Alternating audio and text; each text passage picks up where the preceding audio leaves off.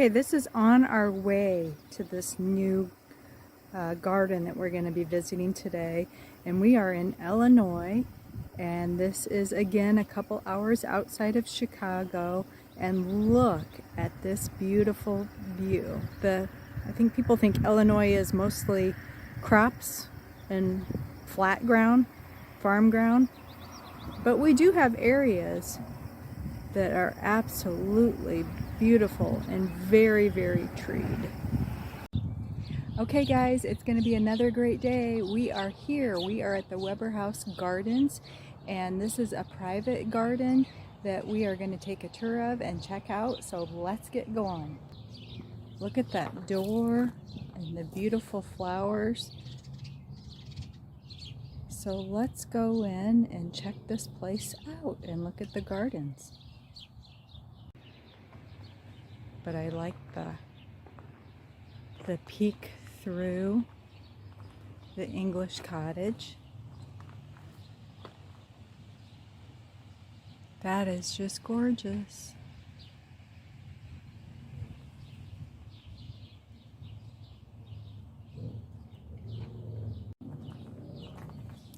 And this is more on the opposite side of the garden. Looking through.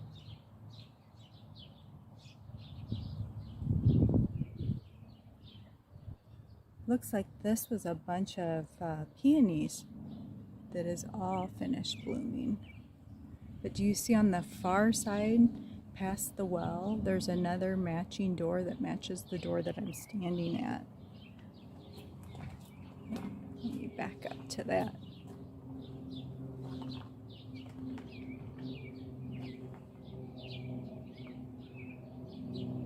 And this is the pathway leading up. Now the instructions on their website said that there was an intercom at the doorway, but I did not see an intercom at the actual gate. So I am just walking up and checking it out. Oh, here's the little garden that I was just looking at through the... And this is in town. This is a house that has about, it says over 2 acres of garden that the owner has developed over 40 years. The American Storybook house, now they've been building quaint buildings for centuries around the world, but the Storybook house in the United States is primarily attributed to a building that was built in California at a Culver City silent movie studio as a set, but also as permanent offices and dressing rooms. At some point when the studio closed, somebody took that building and moved it to Beverly Hills, where it's been sitting for generations. It's an extreme storybook. In fact, it's called the Witch House in Los Angeles. It's a landmark. You look it up, Witch House, Los Angeles. But it used to be the roofs were sagging, the shutters were falling off, the vegetation was dead, which gave me heart, because as I get older and older and my roof begins to sag and all my garden dies, I'll still be in vogue. So then you don't actually live in this house. Oh, you do live in this house, because I seen you come out of the house next door. That's our guest house. Oh, that's your guest house. And okay. That is the original house that my father purchased 90 years ago to get the acreage for this house. Oh, and okay. This house is here on this street because he was born to a coal miner just a few houses up. Interesting. My father never could leave his hometown. In fact, he couldn't leave his street. He would get homesick, I'm told. Now the garden that you see here oh, by the way, the Storybook craze, or whatever you want to call it, was mostly in Hollywood and Carmel. And then the Depression hit, and that wiped it out. That ended it. This house was built at just near the end of the Depression. Okay. Now the garden that you see here did not exist when my sister and I were growing up here. This was just an ordinary yard.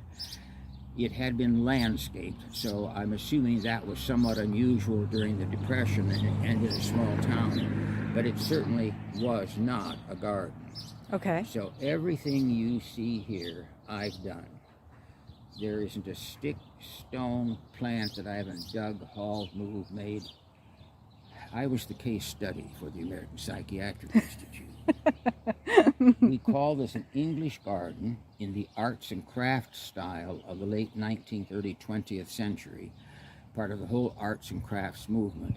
When gardens became an intrinsic part, an extension of the house, it had rooms just like a house, and views were often planned to coincide with certain doors or windows, so you would have a focal point on the outside and you would have a view from the inside looking out. Wow. That is a bench designed by William Kent, the great architect and designer. That was the latter part of the 17th or early part of the 18th century. Okay. And I saw that advertised in my English Garden magazine by a W. Crace and Company, which make benches. I believe the price, if you are to buy that from them, starts at £10,000. Oh, wow. That is really nice, yeah. Those benches were also used in great entry halls of houses. In those cases I've seen them, they were stained, but they were also used outside. And because they're very narrow and liable to tip over, the bottom legs are supported with extensions that go back about 2 feet so it can't tip backwards. Interesting, okay. So it leads you in. You did stuff. To be let in. Yep, to draw you in, a path. Or like follies, to just be beautiful off in the distance and have a bit of mystery about them as to what they are.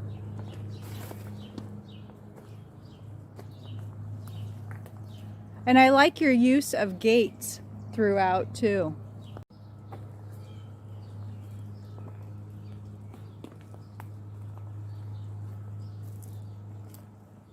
And I can hear water. You've got a little... Yes, there's a little spring there. A water feature back there. Now this playhouse was built for me in 1941, and then my sister came along and I had to learn to share. The Raggedy Ann and Andy dolls that you see there were given to us by the granddaughter of Johnny Gorell, the man who created them over 100 years ago. Oh, wow. The mural on the wall to the left was painted by my sister as a youngster, and then many years later overlaid with the handprints of her own grandchildren. That is her Alice in Wonderland collection on the mantelpiece. That has been there for over 75 years. There's well over 100 years of toys in there because my father's baseball bats are by the fireplace, and he would now be well over 130. And the clown picture, painting, portrait above the fireplace was given to me many, many, many years ago by the man who founded Home Run in Pizza. This is our boy with the duck fountain. This is the Four Seasons Court. These ladies represent the Four Seasons in the 17th century Baroque style. They are spring, summer, fall, and winter. This is the only project with which I did have help. The ladies are obviously very heavy. So when they were delivered many years ago, it took 4 men to get them in here. But other than their placement, there's not a stone I haven't placed myself. And this was all done by wheelbarrow. Oh, wow. One wheelbarrow at a time. Some of the younger generations said there's never anything in here motorized. Everything was done by hand. So how old are the statues? How long have they been here? Well, I really don't know. I don't remember. Probably 30 years. Aged.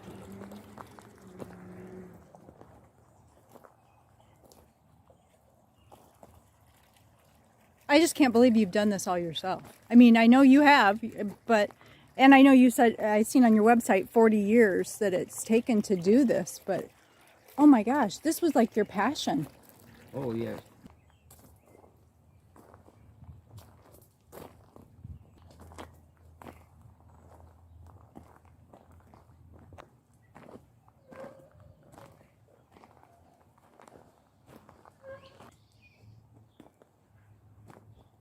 This is, Oh my gosh. This is heavy duty maintenance. I can tell you what this is. These are pruned every 5 weeks. Gorgeous. This is Apollo of the Hunt on the plinth. Oh, you have an absolutely beautiful formal garden. I love this. But yes, I know the maintenance. And you do this yourself? Yes. Every 5 weeks you come out here and... Yes. Wow. So there's a series of arches here, and each arch has either a rose on it or clematis, he said. And I also see some Virginia creeper.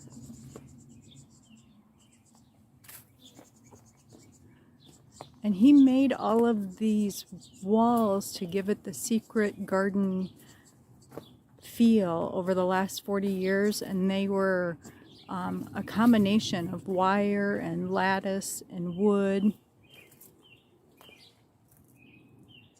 And he said this year, with what we're experiencing with the drought in the Midwest right now, some of the stuff isn't looking as good as what he would like it to look.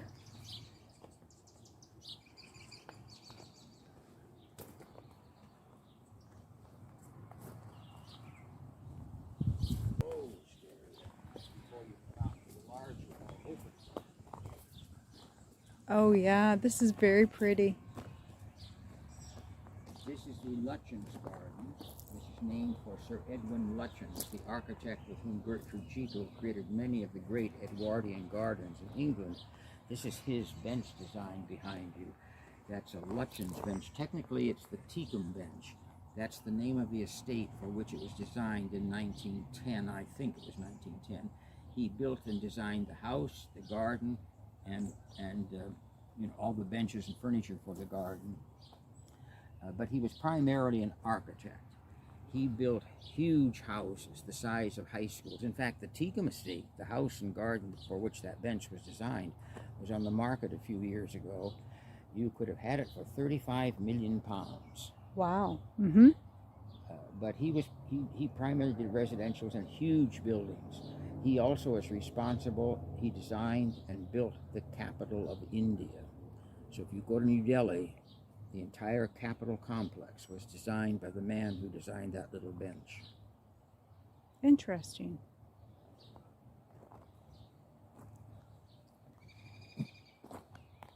And again, even though that this is open, it just pulls you in. You just want to see more. And I know I can see the doors in the background. There's a blue door there that looks more like a maintenance utilitarian door, and over there is the little blue door that we passed earlier, and it just pulls me in. I want to go over and see what's behind the door.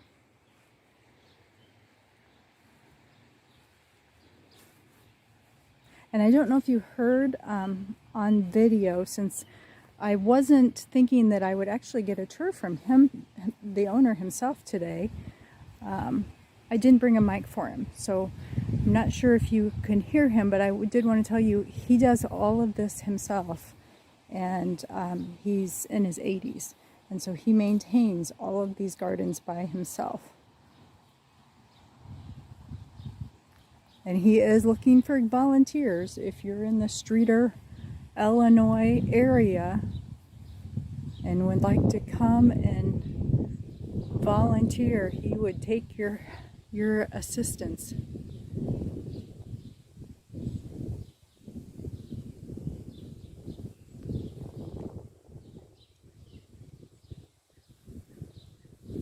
And he's got that bench over there with the backdrop of the wall of the living vine. And he does say, you know, this garden is now 40 years old, so it's to the point where it is starting to need, the hardscape is needing repaired, you know, and some of the plants are needing to be replanted and redone. But it sounds like he's on his own. He doesn't have a family that is involved. So because of that, you know, what can one person, how much one person can do. And like he mentioned, he had said that he had a couple landscape architects that came to visit the property a couple weeks ago and didn't even look at all the property, just looked at some of the property and estimated to replace these gardens at today's price, just the plants alone would cost over $1 million. And that's without any hardscape, just plants.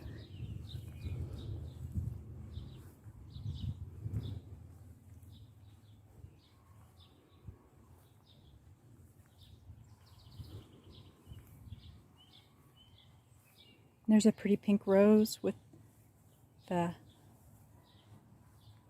pretty nepeta, another rose. And he's shaped and pruned his yews. And then a pretty viburnum. And look, right over there in the corner, another door. It's painted like a green color, so it blends more. The other ones are blue, but that one's a green color.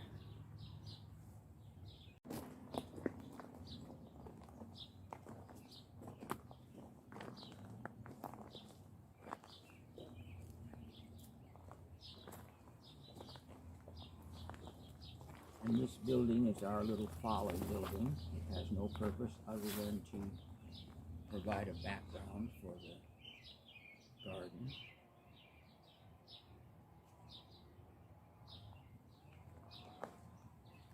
And it's the, I was saying the doors.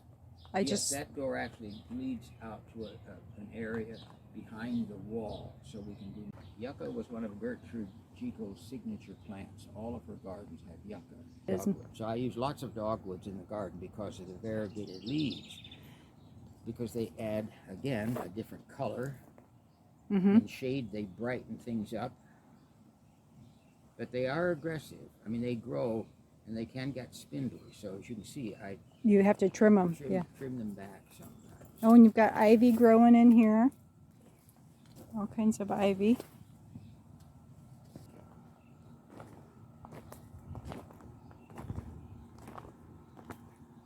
And he called this the terracotta garden.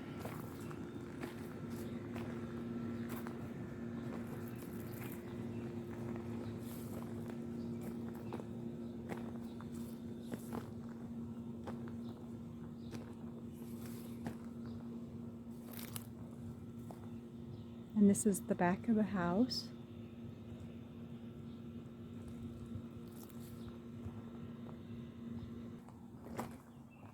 To our guest house, vegetable garden, and woodland garden.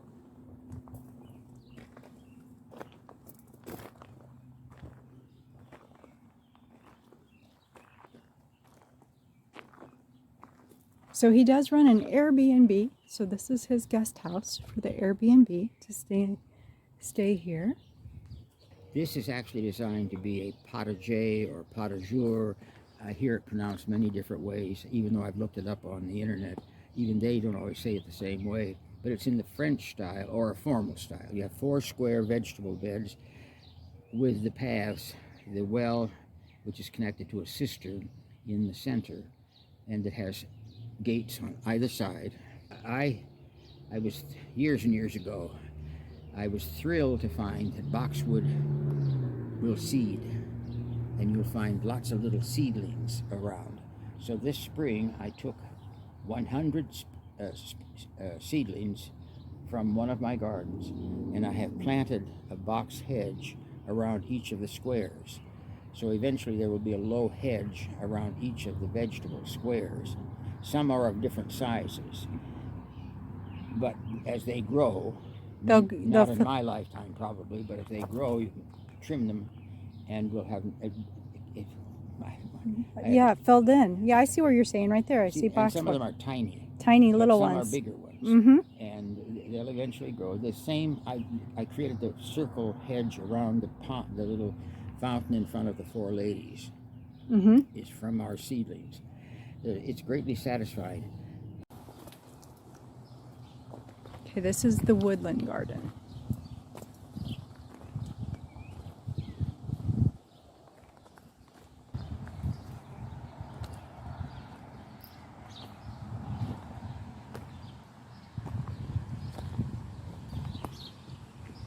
been a difficult area to establish because we always go into droughts, and when we these trees are at least 100 years old, massive root systems. So whatever moisture we get, they get first choice. Well, and if you have a 100-year-old tree, you're going to have a hard time planting around anywhere near it because you're going to hit roots every time you try to plant. Absolutely right. So every plant you see here was a battle to get in the ground. And as you can see, he is in town. Right across the road is a house and the road that pulls up in front of his properties.